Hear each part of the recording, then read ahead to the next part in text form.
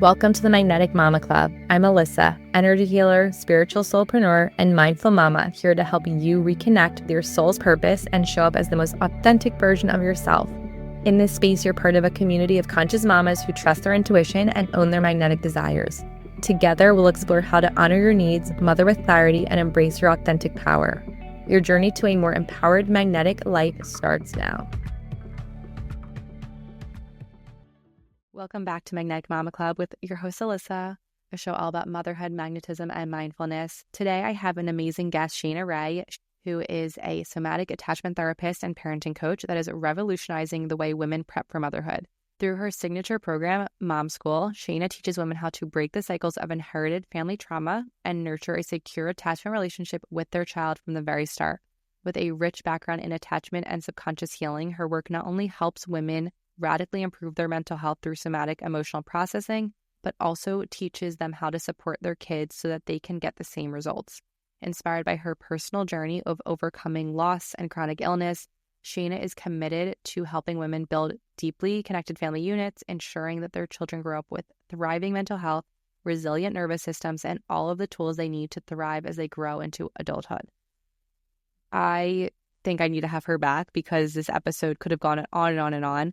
We dove so much into all topics such as how we both have MCAS and all of these chronic health issues that I've been dealing with that she's struggled with, where they stem from and what she has done to heal and work through them. And really all of it comes back down to is the nervous system and why this work is so important for our own self, but then what we're creating for our child. I'm very into secure attachment. It's been the way that I've been trying to parent and raise my daughter Stevie, and it's really interesting to hear her point of view of all of these tools that we can lean on to really ensure that we're not only coming from a place of our own wounding and attachment issues, but we're also not just projecting our own healing and trauma onto them through this work. So I love this conversation. It is so full of nuggets in every single second that we talk. And I think you're really going to find it amazing, really impactful, and also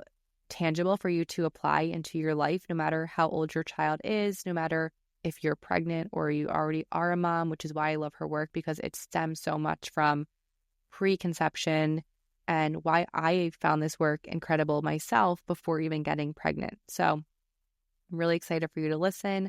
And I'll jump right into it. Hi, Shaina. I'm so excited for you to be here. Welcome to the Magnetic Mama Club. Thank you. I'm so excited to be here. I know we connected years ago on Instagram before both of us had children. And now we both have, you have an almost 1-year-old and right. And I have a 16-month-old, and it's been so beautiful to watch your journey. So I would love for you to share what you would describe, if you could describe, I feel like I already know the answer, but if you could describe how you would define like how you are mothering, what would that word or sentence look like? Oh, I love that question. And I know it's been so fun to follow your journey and walk the same path in a very similar timeline as you. I would say I would describe my mothering. I'm present, emotionally attuned, and I would even say like silly. I'm incredibly like playful with my daughter and have the best time with her. I love that. That's beautiful and similar, very similar. So obviously you have an amazing background. I would love for you to share exactly what your title is, what you do, how you got into this work, specifically from a secure attachment style therapy. Yeah, I love that. It's been quite a journey. I totally didn't think my path would lead me here. I always tell people I thought I was going to be an interior designer. And I think life has a funny way of presenting hard moments and helping you realize what your path is. So I am now a somatic attachment therapist. It's been the work I've been doing for the past 3 to 4 years, and I will never look back. It is literally the best work I've ever done on myself and with my clients because it finally gives that long-lasting, sustainable result that people are looking for. So how I got there was in 2018, I lost my dad to suicide, and it was just a life event that I always say shook my nervous system to its core. And all my life, I was a good vibes only girl, never was into therapy, didn't want anyone to see me in pain. So I did what I've always done in my whole life was I just suppressed the grief, tried to look at the silver lining and move on. But I always say also my body kind of had its last straw with that of like you've suppressed so much in your life and this last piece suppressing the loss of your dad who you were close to, like enough is enough. So 3 months later, I woke up to my very first panic attack and I had like the mast cell activation syndrome. At the time, I didn't know it. It was a lot of histamine issues, gut issues. Um, Depression just started to hit because I was in so much pain and I was so nervous all the time. I was like, what is going on? So I lost my job because I couldn't go to work anymore because I was in so much physical pain. It was my rock bottom like moment. And so I went to different doctors. No one could figure it out until I went to functional medicine and they said the mast cell activation syndrome. And I was also in a water damaged building for a long time. And so I did the detox process, but the detox process was so painful. I felt like I was getting more sick. And that's what made me backpedal and go, okay, well, none of this happened until I lost my dad. Maybe there is something to it on the mental health side, and the nervous system side. Because I started to read like Becoming Supernatural by Joe Dispenza. I started reading other books and just having curiosity of like, okay, maybe there's also a different pathway I should be looking for. And so after trial and error of so many different modalities, at the time I found rapid transformational hypnotherapy, breathwork, and sound healing really moving the needle for me. So I got certified in clinical hypnotherapy, created my first program, the Transformation Accelerator program that helped women break free from anxiety and depression. And it was so beautiful. Like it was the most incredible turning point in my life to finally like get better and be able to support women in this way. But, as you start to do the inner work, you start, continuing to search yourself and look at different modalities. And I remember seeing a lot of online coaches doing this somatic attachment repair work on themselves. I was like, that just felt interesting to me. And I had no idea what it meant. I didn't know what attachment, even like the attachment system, I didn't know anything. I was just like, I feel called to try this. And it really cracked my mind open to like, oh, this is actually the root cause to all of our mental health struggles. This is the reason why my dad struggled with his mental health. This is why my mental health deteriorated in adulthood after losing my dad. So it made me just shift my whole therapy practice to this focus and realize it gave clients long lasting results of breaking free from anxiety and depression. And what was so special was the clients I was working with started to reflect to me going, Shaina, this is actually helping me become a better mother. Like as you're co-regulating my nervous system, helping me process my emotions, normalize my emotions and get back to regulation. Like I feel so relaxed when I can hold my kid in their emotions. It doesn't trigger me anymore. I feel more connected to them. And that was my like aha moment. I'm like, wait, okay, what if not only do I teach women how to improve their mental health, repair their attachment systems, really break those generational cycles and feel really good within themselves, but also taught them this attachment parenting map from their kids' perspective. So they can raise secure attached kids from day one and their kids won't have to do as much inner work as we do. So that is where Mom School was born.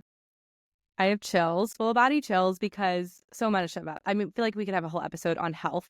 And you actually Totally. were the one that really brought to light the histamine and mast cell stuff that I've been dealing with. Yeah. And it's been a long road and I'm still not, I don't think we're ever fully healed, but I've been doing so much more somatic work.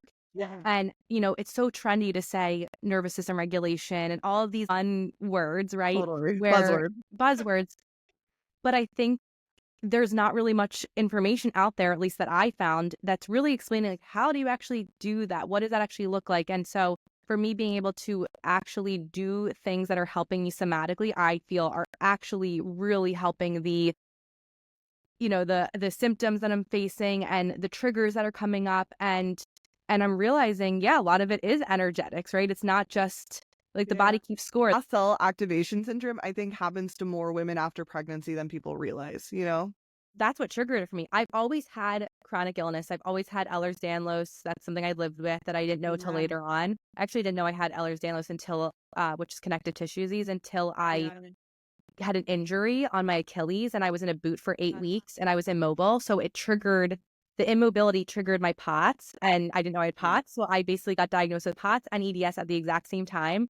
all because I posted about this on Instagram and someone was like, Alyssa, I think you have EDS, go to a rheumatologist. I was like, holy shit, okay. And I got that answer and I got that diagnosis. So finding that out gave me clarity on one, I'm not crazy. I'm not a hypochondriac. These Yes. things are real. I've had this my entire life and now I have a name for it. Doesn't mean it's going to change, but at least I kind of feel a little bit better knowing I'm not Well, crazy. that first step is so comforting, right? I remember when I got, the panic attacks and the burning skin and stuff that happened after I lost my dad. I went to so many doctors and they're like, your blood work looks fine. Like Mhm. this, I think this is just mental. Like they would just Yeah, prescribe heavy antidepressants. I'm like, I know I'm not going crazy. So I think getting that first step of finally getting a diagnosis just relieves the pressure of like, no, what I'm feeling is real and going from there. Yeah. because then to your point, like I felt the best I did right before I got pregnant. I felt amazing during pregnancy because I was like, I had more blood flow. I wasn't having POTS symptoms. My stomach was great. I was eating cheese. Like I just felt good. Yes. And then the second I gave birth, the histamine thing for me is I Yeah, had what's your reaction? basically it started during pregnancy and it got better throughout my pregnancy. But in the beginning, when I first got pregnant, I just remember my legs itching and it was winter. So it's like, oh, my skin's dry.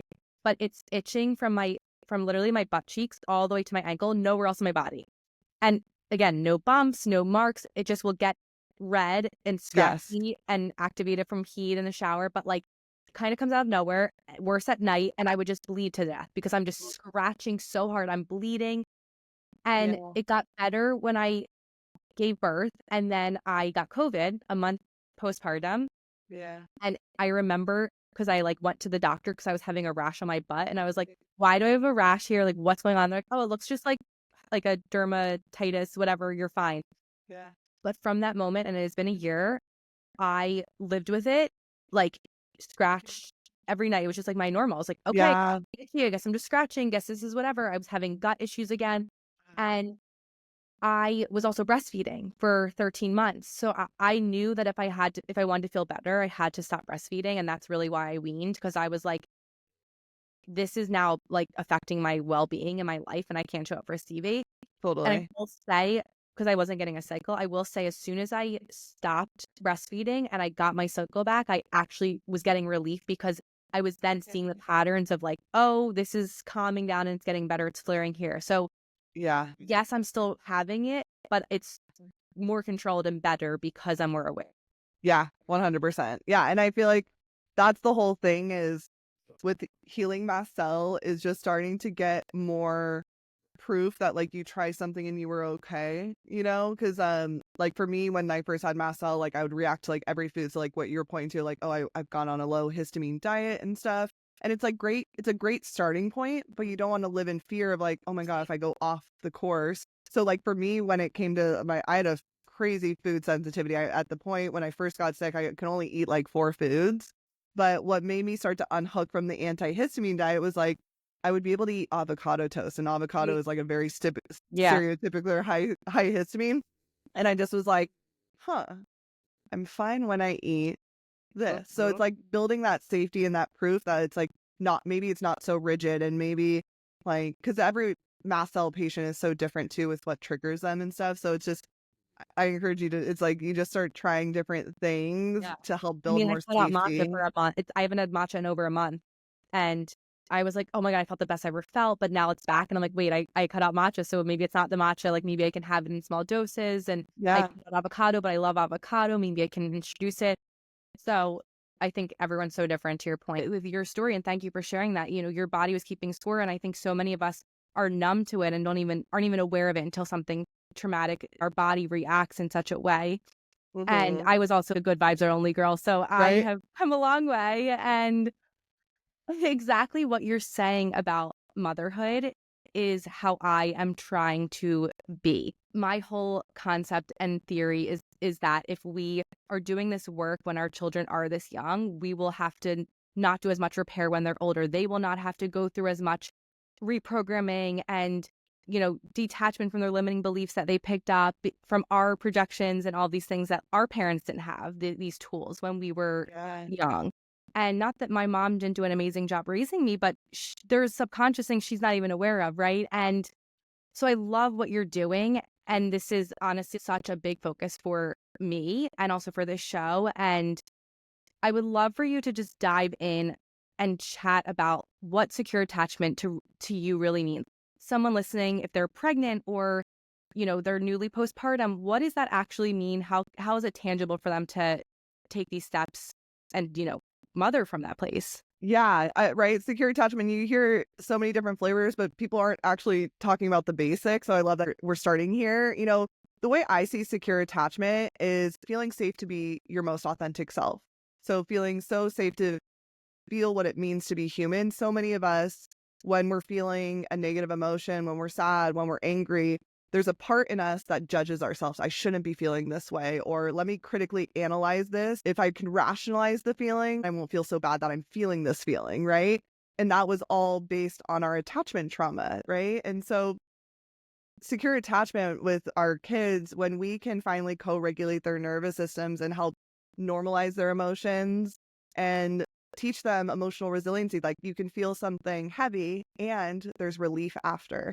And so when that is built in the nervous system, they go into adulthood with so many incredible life skills to thrive, right? The benefits of secure attachment, they say they're are great leaders in the world, they're great communicators, they bounce back from hard times fast. And all of that, all of those skills are created through actually being able to process your emotions instead of getting lost in the ride of them and getting stuck in your head. Like feeling safe to be in your body, feeling safe to be all that you are is actually created through that co-regulation process.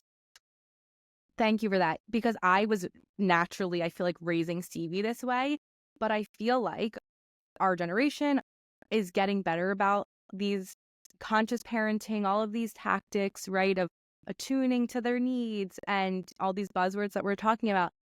But at the same time, I feel our society dismisses and shames moms who are doing these things. So things, I know you do co-sleeping, Mm-hmm. you know, for me, I was home for the first year. I had childcare, and I would love to get into how you're balancing and what your beliefs are around the first few years, really, because I know infancy it's so important. It's so crucial from what I've been reading and learning from 0 to 3. Mm-hmm. I know we're also in a world where capitalism and we got to get back to work and patriarchy and all these things where it makes it really hard for moms to be connected to their babies. And then there's guilt around that too, right? Like I have to go back to work. I want to be secure attached, but I have Mm-hmm. to go back to work, or Yes. co-sleeping doesn't work for me. So what would you say to moms, I guess, on both ends of, one, not feeling the shame if you are wanting to be really securely attached, you're maybe feeling guilty about that connection. And then Mm-hmm. on the other end, the moms who don't have that privilege or that capability, but they want to still have secure attachment. Yeah, I love all of this. I'm big on not fear mongering with all of this. I think people can get a little too stressed, too rigid on like secure attachment and trying to do the best. And I actually have a more relaxed energy to it. There are parents that are going to have to work, and that is just the reality. And I truly believe you can still raise a secure attached kid even if you have to go work. The biggest thing is when you come home, what are you doing? Right? I actually heard someone on a podcast interview. They were a blogger, have no secure attachment research, and they were saying, I come back from work and I tell my kid like I need to spend quality time with my wife until I see you. And I'm like, oh no. And they're like, that's what shows secure attachment. I'm like, no, no, no, no, no, no. No, like it's okay if you have to work. But actually what's really important is instead of going to change in your room really quick or getting food or resetting, like going straight to them, showing them that they matter, showing them that like, hey, I see you, I got you. How are you doing? I missed you. Like every time, I have back-to-back client sessions, when I'm out, when I'm done, I go to my daughter and I give her the biggest hug and we do like a little dance and she gets so excited to see me. It's like that makes her feel like she is important. And so it didn't mean I had to be with her 24/7, but having that intentional time or those moments where you're like, I am fully present with you. My eyes are on you. Like I got you. That actually is what is building secure attachment with them, as they feel like the person they're most connected to really cares and wants to be there in their direct experience when they're there. Yeah, that's beautiful. And to segue, I would love to talk about sleep, because I didn't co-sleep, but she was in our room for about 4 months, and then we transitioned her. That was just what worked best for us. Yeah, But beautiful. at the same time, I didn't do, and this is not to shame anyone who does, like I'm all for not judging other moms and their choices. For us personally, what worked was we didn't do sleep training. And I talked about this with you a bunch of times where I always was sucked into this scroll and this doom on Instagram where if you're holding them to sleep, if you're not putting them down drowsy but awake, they're going to be fucked for life and they're Yes, not going to be able totally. to sleep on their own. And it just creates this shame and this fear in new moms that just is so unfair. Sleep already is like out the window and not happening. So on top of it, having the guilt does not help. And I remember specifically when I heard things like, don't look them in the eye because then they're going to think that they can get away with it. And I just started thinking like, wait, is this true for me though? Because this feels so inauthentic to me. Like me looking into her eye, that is a connection. I need to be Yes. doing that. And she's going to fall asleep nursing. Okay, she falls asleep nursing. I put her down. And, we didn't have the best sleep for a few months. There was regressions. There was nights where I was up for 4 hours at a time. I'm still there sometimes. Yep. It's not over, right? It's never over, I don't think, until they're like probably way older. But I just think your child always needs you. And I think it's beautiful to be needed. And I think it's beautiful to support sleep in that way. And I would love to hear the science and your thoughts on that. Oh, yeah. So I always tell my clients, trust the neuroscience. I get the other opinions are more theories, and I want to empathize with those theories because it makes sense. You think like, oh, if I'm connected to my kid too much, I'm coddling them. But that's just like a theory. It's not proven by neuroscience. What's proven by neuroscience and attachment research is that through connection, they're actually going to feel safe to become independent. So I always say a lot of secure attachment is a paradox, right? That's why so many people at first are like, wait, this is so different than what I've heard. So I want to keep reiterating it makes sense that someone would think being connected with their kid or co-sleeping would be coddling, but the energy behind what you do matters. If you're co-sleeping because you're nervous they're not going to be okay and almost like doing it to soothe your anxieties, that isn't secure attachment. It looks like secure attachment on the outside, but really you're channeling that anxiety if they're not going to be okay. Versus, no, this is how we're built. Like, like I want to help you build safety. Like, I got you, right? See that relaxed energy? It's like I don't even have to say that to her, but transmitting that in my body, like, oh, I'm co-sleeping because I know this is going to build your nervous system to feel safe enough to explore your world. So that is what I constantly reiterate to my clients and people that are interested in secure attachment is that connection isn't coddling them. It's actually helping build safety in the nervous system to feel comfortable to finally go out in the world and explore and be more independent.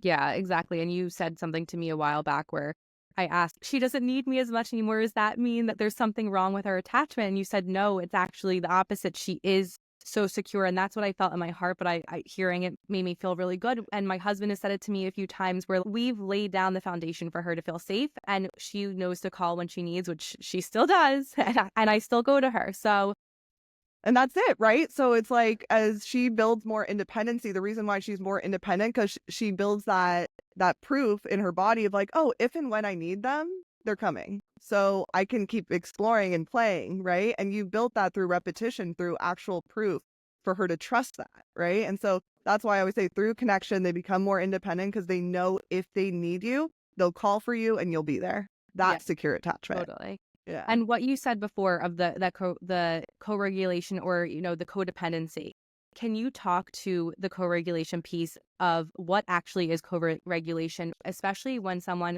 like a parent, right, is maybe they have their own anxious attachment style as a child for whatever reason, or they have an avoidant attachment style, whatever their attachment style is.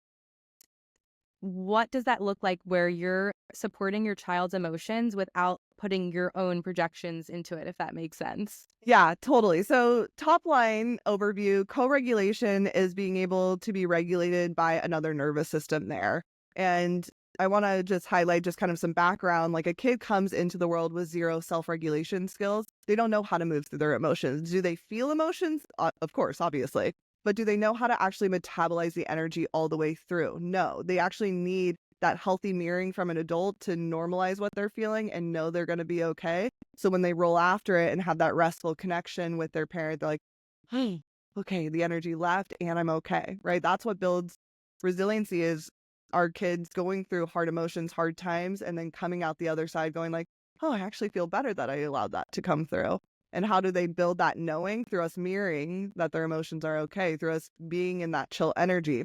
Now, if we didn't get that kind of co-regulation in childhood, which most of us did not because this research just wasn't out there, like you were pointing to, you're like, I had a great mom. She just didn't know this stuff. Totally. This whole work, I look at it, we're not here to villainize our parents. We're taking advantage of the neuroscience and attachment research we have now that they had no idea. Like even the culture and just the generational teachings were so against attachment research, but they didn't know. They were just listening to experts in the field, that actually later on didn't really have any backings to what they were doing. There were more opinions.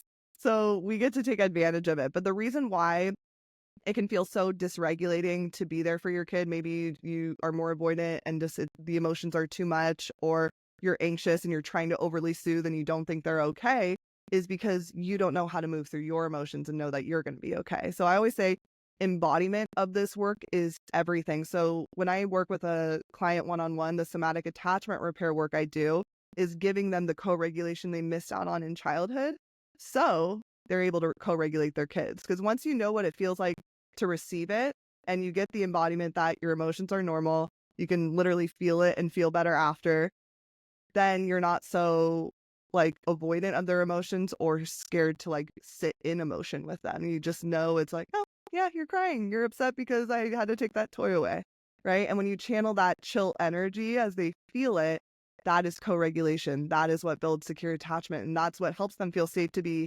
their authentic self. It's like they start getting the transmission of hey, mom's here whether I am happy as a clam or I'm struggling, and neither are wrong, right? So that's what helps them feel safe to be who they are.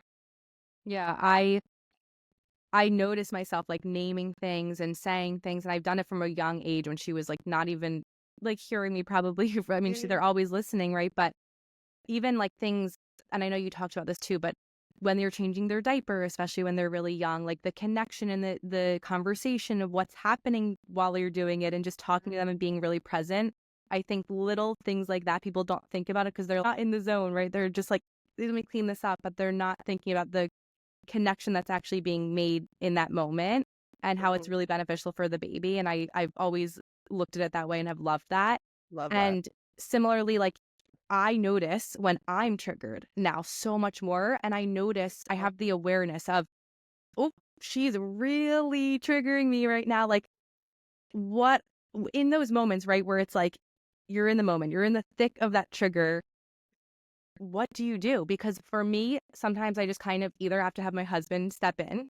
Beautiful. Yeah, that's a great option. So that's our one option. And another option is me just honestly taking a few deep breaths, which is hard because you have to consciously even put yourself in that mindset of, okay, something's not happening great here. What can I do to fix this? And it's not about, I guess, avoiding what's coming up for me, but it's soothing myself so I can soothe her. So yeah, what do you suggest in those heat of the moment? We're in toddler phase, we're in tantrum starting, which I would love to get into that too. Tantrums. Oh yeah, I have a lot to talk about that. When we with tantrums, I have some really great pointers for that. But in just in general, if you're feeling triggered by your kids, so what I love what you just pointed to, you said I notice. This is what I start teaching clients. It's what I call shifting from ordinary mind to subtle mind. Most people don't even know they're triggered until after. So what you've built is the beautiful awareness to actually see it almost out here, right? So you can do something from that place. Most people, when they're with their kid, they don't, I repeat, it's they're so lost in their trigger, they don't know until later. And they're like, oh no, I was so triggered. So step one is starting to build that beautiful awareness to say, I notice.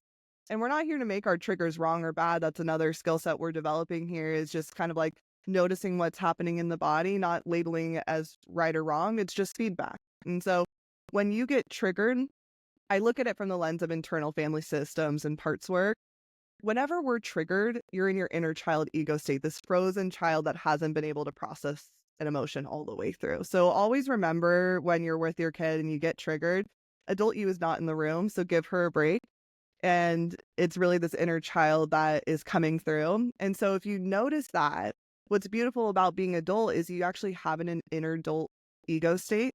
So finding your doorway to come back to the present moment, because when you're triggered, your body thinks you're 5 years old again. So as soon as you notice the trigger with your daughter, with your son, find your doorway to get back into the present moment. For me, it's actually literally taking a moment. It takes 2 seconds to look at like every wall in the room. It's like reorienting that I'm not in my childhood home or on the playground, and feeling the sensations of like what my feet feel like on the ground. Those quick little check-ins will help you like go, hey, inner child, we'll process you later. I got you.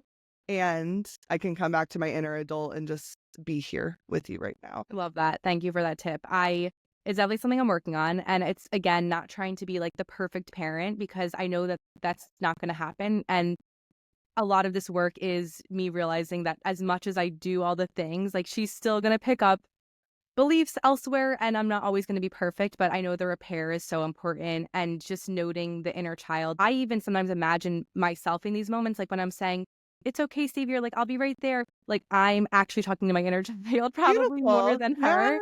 Yeah, So beautiful. these are things that I started to just become more aware of. So, and I really want to look into inner family systems, because I've heard so many amazing things about that. I definitely think that's a really beneficial tool for people to have and to Mhm. utilize if that's something that they can access. So with that, I would love for you to talk about the tantrum aspect, because I definitely want to be the mom that is not punishing my child. I think that that is a big goal for me. And I was definitely punished for having tantrums when I was young. And I remember those moments.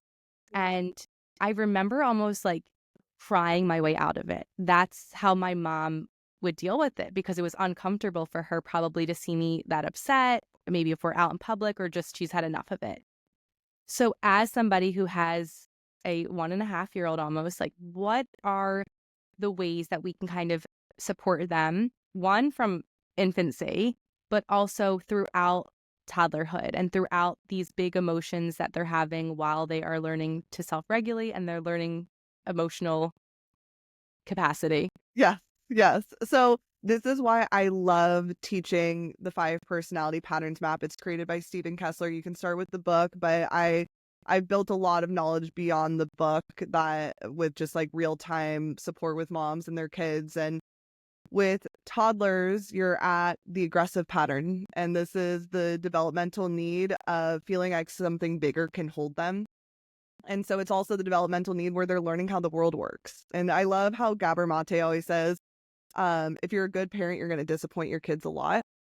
And so that is the thing about toddlerhood, is they can't discern between a want or a need at this time. So it's like, you like, honey, we don't eat a chocolate bar before dinner. Their nervous system's like, no, but I need it, right? And so you're going to disappoint your kid a lot. You're going to be, I call it, setting loving boundaries, because some people get so confused in conscious parenting or gentle parenting. Like, how do I enforce rules, but listen to them? So this is how I give all my clients this tip, and it's a game changer, because it's like, no, as parents, we're here to teach them how the world works. And the key is first, not being surprised that your kids are going to get disappointed. That's welcome to toddlerhood. Like, they're learning how the world works. They're going to be disappointed a lot. They're going to be frustrated. So first off, I think a lot of people go into that toddler phase surprised by their explosive energy, when it's like, no, that's literally the developmental um stage they're in. And to create secure attachment is to be able to hold them in their bigness without, I always say, without getting in the ring with them. So let's say you set a boundary. You're going to know they're disappointed, because it's all about, you're going to disappoint your kids, but the key is be with them through the disappointment, right? So we'll give the chocolate bar example. It's the one I always give because it's just so quick and easy and people resonate. So, no, honey, you can't have the chocolate bar before dinner. We'll have it after. No, right. So she's freaking out. And so the whole goal is to stay with them in their tantrum, but not get in the ring. And what I mean by not get in the ring, it's not like, well, tough, suck it up, or walk away, or time out, like, I've had enough of you. It's like, you even can reflect if, they really understand. It's like, hey, I get it. You really want the chocolate bar. It looks amazing. I want one too. It's just not what we do. Right. So you can empathize with them, because that's another thing parents get frustrated with, is like, why is this happening? It's like, you really need to tap into that it makes sense energy, because when they tantrum, it does make sense. They really want something they can't have in this moment. Have you ever wanted something that you couldn't have? You got pissed, right? So channeling that energy of like, yeah, and reflecting that to them. I get it. You're disappointed because XYZ, but this is just how we do it in our household. And then you let them tantrum, you can redirect them. Hey, would it feel better to punch some pillows? Like you can do all those different things to redirect the energy, but you're chill with them. You're not yelling at them or you're not walking away or forcing a timeout. And that is what is actually going to help them start to listen to you more, right? If you get in the ring, then the aggressive pattern can actually start to develop and they can go, interesting. My mom's supposed to be the adult, but I get her frustrated. This is actually kind of a game, right? So that can actually start perpetuating this aggressive pattern. But when you can just have that chill energy, reflect that what they're feeling is normal and move through the tantrum, they'll actually follow rules a lot quicker and understand because they're like, oh, my mom can hold me in my bigness and it's not wrong or bad. Okay, now I'm starting to understand how the world works. Yeah, I remember you sharing on your story this like method, this formula you do with your clients and with your, I guess, with your baby too, is it's true. Like it is not just saying you're a conscious parent and then not holding that boundary. I think the boundary is the hardest part, but it's so Yeah. beneficial for both of you. And I remember even seeing another example on Instagram where it was, and tell me if this is a good one, but it was like saying, you're on an airplane and the child's not cooperating, right? And you say like, we're going to land this plane right now. If you don't, you have to stop. They're going to land the plane. And they realize, wait, the plane doesn't get landed. And so basically with that example, the child realizes, wait, mommy says something, but she doesn't actually mean it. And I can do that again because I'm going to get away with it. Yeah, you got it. So they always say kids, don't manipulate in this stage. And it's not manipulate from like a negative energy, it's manipulate as a survival strategy, right? Because Mhm. a kid, as much as they tantrum and they're upset when you set a boundary, it's actually really soothing on their nervous system. They actually want you to be able to hold that. Because if you try to create different strategies and they realize like, oh, mom lied to me, and they start finding these loopholes, then they're going to be like, oh, the adult can't hold me, so I have to hold myself. And so that's what actually creates this, I need to kind of like slyly figure out different strategies or tantrum because I'm scared, because I feel like you can't hold me. So that's why it is so important to not use those manipulation tactics on your kid, because if they don't work, they're just like, oh wait, like this is the person that holds me, like maybe I need to manipulate to feel some sense of safety. So right, so I want to highlight, like, your kid is not if they embody the aggressive pattern, they're not a bad kid. It's a survival strategy. They just don't feel like you can hold their bigness. So Right. what's beautiful too is we can repair all of this. So I work with clients with toddlers and I'm like, oh, you got emerging pattern son, an aggressive pattern son, and emerging compensated daughter. Here's what you can do to attune to them, meet them, so they'll actually access the beautiful gifts. So I want to highlight, because with an aggressive pattern, I just want to quickly highlight the gifts of this pattern. It's actually our world's greatest leaders are aggressive patterns. And so when you heal these distortions, these survival strategies of these personality patterns, they actually embody some really beautiful gifts. So I just want to highlight for anyone that feels like they Yeah. resonate with like, oh my God, my kid is an aggressive pattern.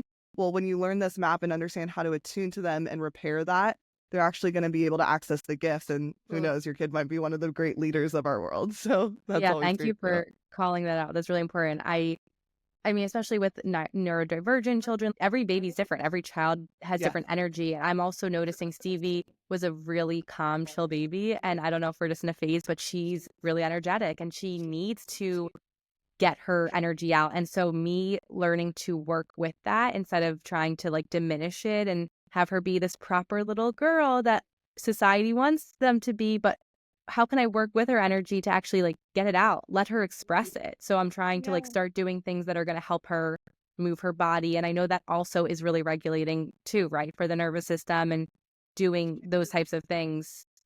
And I love this tip. And anytime she's overstimulated, getting outside in nature has always helped us. So changing the setting, being Yes. in fresh air, water. I've heard like cold water, but like specifically a warm bath for her, just like being in the water has soothed her. So those are things I've always incorporated when I'm needing those things to Love help both that. of us.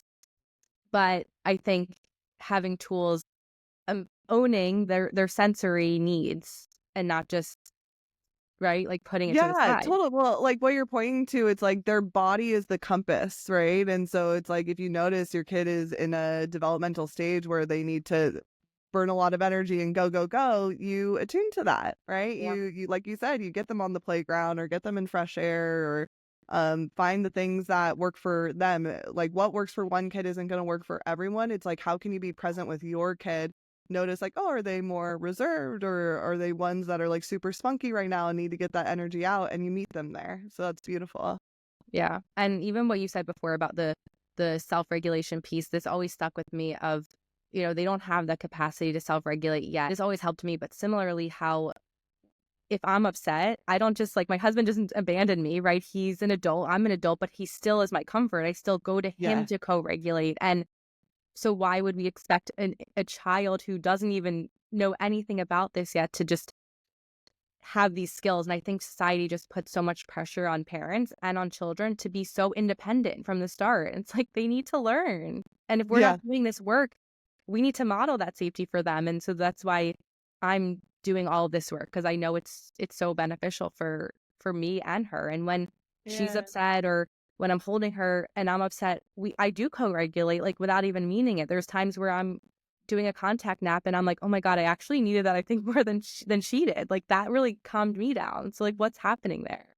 Yeah, well, right, we're a tribal species. We're also like mammals. So you actually look at lions, they're these fierce, incredible animals in the wild.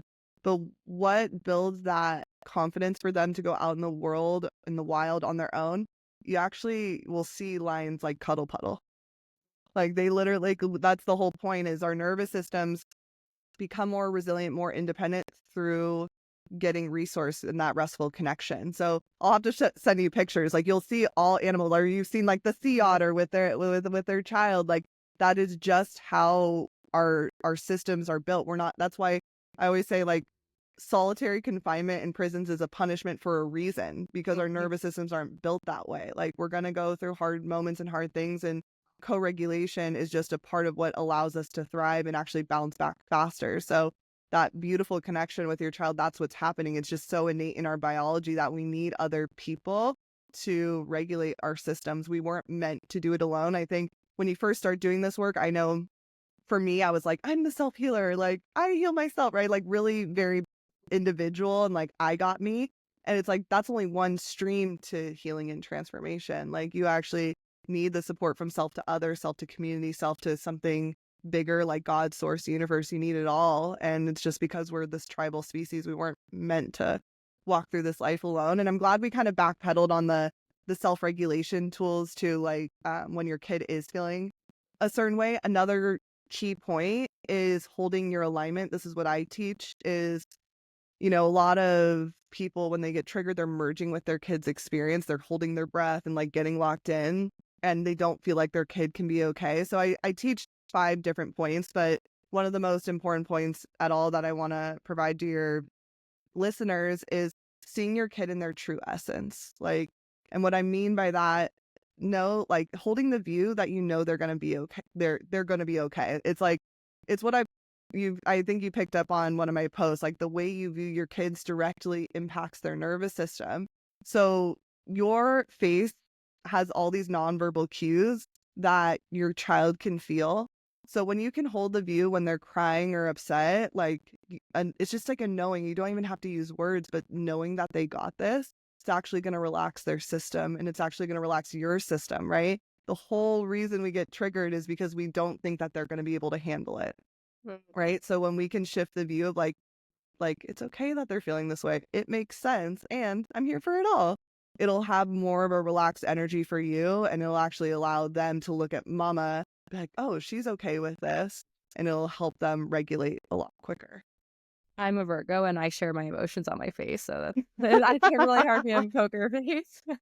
But it's interesting you say that because that makes so much sense. But then, of course, on Instagram, I've seen things like, oh, you're supposed to model their expression and show that you understand their feelings by what, like, oh, you're sad. So is that not what No, you, so you could say it, right? but it's like there's also you have There's a to different believe energy. it, right? There's an Right. embodiment. So like I love I think she's called the attachment nerd. She recently did a post of like cycle breaking isn't doing something different than your parents did. It's feeling something different than your parents felt. And I was like, oh, yes, because it's that's why it's so important for us to receive co-regulation and learn how to normalize our emotions. So we will be embodied and holding a view. And you can use words by all means, but it's like you will feel embodied in knowing that they're going to be okay. And so it's okay if you go like, oh, you're feeling angry. Like, I get it. That makes sense. Like, it's the same thing, but there is an embodiment piece, how you're showing your face when you say that, that really transmits to the kid and helps them get a felt sense that like you do got them. Because that's another thing about kids. They're honestly goals. Like they're incredible at like when some emotion comes up, they feel it. For us, we have an ego that judges it, analyzes it. What's everyone thinking, right? And we suppress. Kids actually, we need to learn from kids how they can just feel and move through it, right? And so when we can just be there and not make it wrong or bad, they actually just move through it so much easier.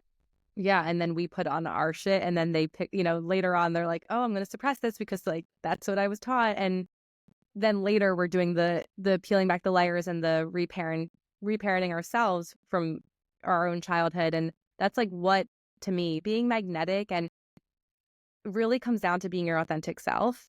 And I think it starts with the mom, obviously, which is why you have mom school. And I think it starts with us really owning our authenticity and scraping away and getting rid of the beliefs and really doing the work. Like we can't just like fake it, but really embodying the work of these beliefs, where they came from, to see these are not probably our beliefs, but also to show that, it's okay for me to be myself. It's okay for me to live my truth. It's okay for me to do things the way I want to do them. That feels right for me, maybe in alignment for me, but maybe what society or other people I grew up with didn't do or aren't doing the same as me. And then when we model that for their child, like we are giving them the space, the acceptance, the space just to be themselves too, right? Like we have to be authentic in order for us to want them to be authentic. So. Yeah, you got it. So you know how in the beginning of the call I said secure attachment is feeling safe to be your authentic self? That's it. You embody, like the key is to embody what you want to teach your kids. And so what you just said, feel safe to be my authentic self. So it's like tap into secure attachment myself. So I'm just a healthy mirror for them to tap into that secure attachment within themselves. I'm a right? reflector, so I am a straight up mirror. And I have to keep my shit together, right? Because I am that mirror. And I also think, not to get too deep in this, but I think the work and the goal of this is, right, the resilience and the authenticity, building that for their future, the confidence, but it's also so that they can manifest and they can create a life that they want. Like that's what my work has always been, is to, for me, be authentic so that I can call in what's authentic to me and create a life that I love and that feels really good, not from an ego place of I need that house or that car, but oh, I really need comfort and luxury feels good for me, or aesthetics feel really good for me. But I think it all starts with like these secure attachments, these infancy moments, and with us. And we both shared a really similar, I think, postpartum journey, where you mentioned, I think, on one of your posts that it was maybe triggering to people to see how much you loved postpartum and how beautiful that experience was for you. For others, that isn't the case. And not because anything's wrong with the mom, but society probably.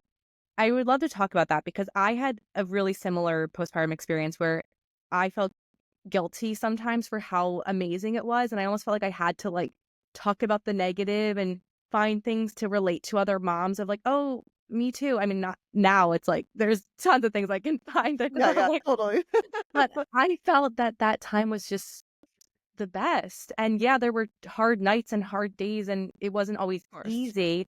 But I would love for you to share your postpartum journey and more about that. Yeah, I like you pointed to, I absolutely loved it. I thought it was magical. And yeah, there were hard moments, but that was the whole point of all the inner work I did before. I have incredible emotional resiliency and bounce back. So those moments are like nothing. I'm so present with my daughter that I just enjoy all the simple pleasures of life and feel good to be in that space no matter what. And I was actually just having a conversation with another one of my friends who actually had, like, I had a wild birth. Like, I did the Folly balloon and so many things went wrong with that and then ended up getting a C-section. But I also had that chill energy of, like, that was just my birth experience. Like, I let it all go, and I was like, I got my healthy, happy baby. But my friend was like, had the most beautiful, quick first birth ever. And she goes, I'm always like really shy to like tell people. And I'm like, no, like you should tell people. What I always say is like, I think everyone should be able to share what they're authentically feeling, but we shouldn't shame people that have these beautiful births or postpartum experiences. We need to have people speak up more about that so people can see proof that it's possible. I Yeah. think we're a little too hyper focused on what isn't working, the miscarriages and stuff. It's like those stories need to be shared 100% to help people that are struggling not feel alone. And we equally need to have women feel comfortable sharing the beautiful aspects that they're experiencing so the people that are struggling can see what's possible for them instead of thinking, someone's great experience is taking away from them. I think that would make it such a more empowering, beautiful experience. No one is taking away from you. It's showing you that it can be possible for your second baby or when you Mhm. do have a baby, when that time comes for you. So I love that we're talking about that because I just think both deserve to be shared and Yeah. no one should feel guilty for that. And I've had so many people message me thanking me of like not even being pregnant or they're maybe they just found out they're pregnant. Just Yeah. of thank you for sharing this side of postpartum and your experience because I think it's nice for people to see that. But it was also authentic to me. I think people felt that, right? It's not like I was something I Yes. was faking.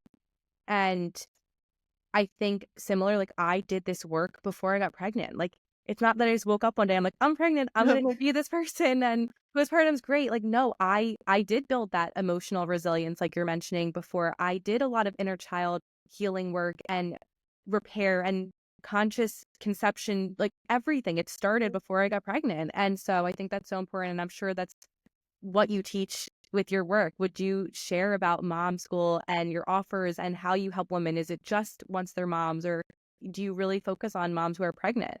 Yeah. So I work with everyone at different stages as long as you desire to be a mom or already a mom. This community and this work is amazing for you. Right now, I'm doing a live run through of mom school, and a lot of the women don't even have kids yet. And I'm like, that is a beautiful stage to do all of this inner work. You have the space, the time, but I also have women that are pregnant or just about to have their newborn or have a fresh baby or kids or toddlers or older like I literally have every chapter, so there's never a too early too late period. But just like I did the inner work before, I recommend that for people. I'm like, by all means, if you are excited to be a mom, like this is so beautiful because my mom school program is there's three modules, but two of the three are the inner work. It's understanding like your attachment trauma, what the misses were, what your personality patterns are and how to heal that so you can really step into who you are and all the gifts you have. It's all about understanding how to live in your body and move through your emotions so you don't get lost in the mind. All that beautiful stuff makes the parenting map so much easier. So then you start to look at the personality patterns map from your kid, learn emotional attunement, what is needed at every developmental stage in the lens of secure attachment. So it's my baby. I love mom school. It's what I'll be teaching I feel like for the rest of my life. So it's been a really fun I space to mean, be it's so in. needed, and the name is perfect because truly, like, we don't learn this. We're Yeah. learning what the baby needs and the products to get and the registry, but we're not learning these really important life skills. So you are doing God's work and amazing, amazing things. Thank you. I would love to end with some rapid fire questions. Yeah. So one would be, how do you find balance as a mom while showing up for other people and clients? How do I find balance? It's like the present moment awareness checks, like in between client sessions, I'll take a quick break outside and feel like the sunshine on my skin. And then at the end of the day, my big self-care, it's like Epsom salt bath with a sound bath plugged in is like a great way to reset. Love that. What would be something you would give your younger self before you became a mom advice about being a mom? Maybe a mantra or a quote or something that you would give advice to. So giving advice to my inner child Mm-hmm. or my past self.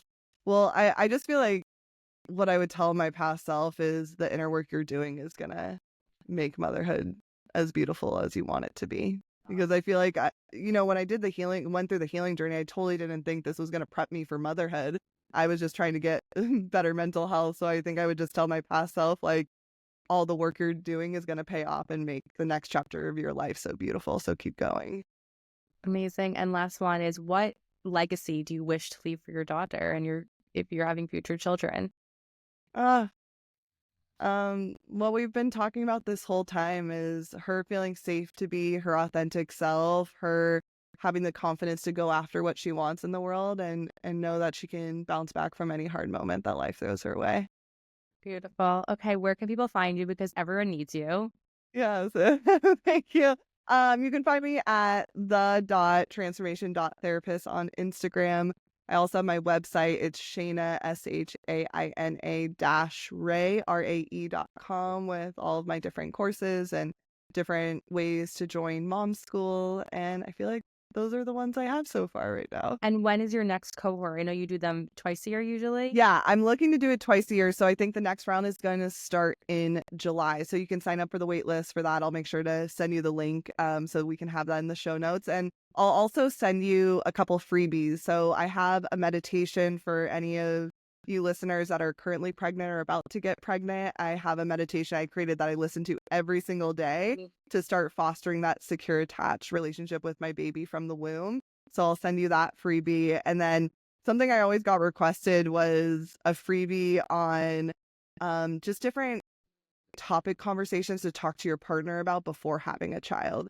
Oh my God, that is a huge one, which I'm so grateful that my husband, he's actually like, everyone thinks like I'm the grounded one. He grounds me so much more. And I think having a partner, like who you choose as a partner is everything, because having a partner that has the same beliefs of you, like we both are healing our own past shit from our both parents were divorced, but we both have just this reverence for how we want to raise her, and we just are on the same page. Like we might not agree about every single thing, but he trusts me. He's like, oh, you don't want to cry it out? Okay, I'll go in and comfort her. Like if I didn't have him, I would not be the mom I am. So I know it's a lot on the mom, but I really want to just say, like, the partner is so important. I could not agree with you more. I'm glad we're kind of wrapping up with this because it is so important. Like you said, you don't have to agree on like every single detail, but yeah, my husband has full trust in what I've researched and what I believe is good for our daughter. And he's like, it makes sense to me. I believe it. Like,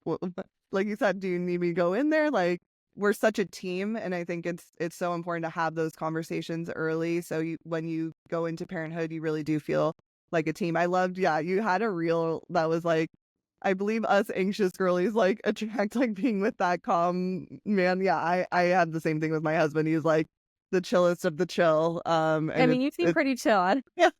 Well, it took a lot of work to get here. Yeah. When he first met me, no chill involved. It was like very anxious, and then the chronic illness journey, and I was just a total mess, and he loved me through that. So he has always had that chill energy, and I had to do a lot of inner work to get there, but we're here now. Yeah, but he's that mirror for you too. It's beautiful. Right? Yeah. So that's the beautiful thing is I really believe I fostered more secure attachment too by having him in my life and him normalizing when I was a mess.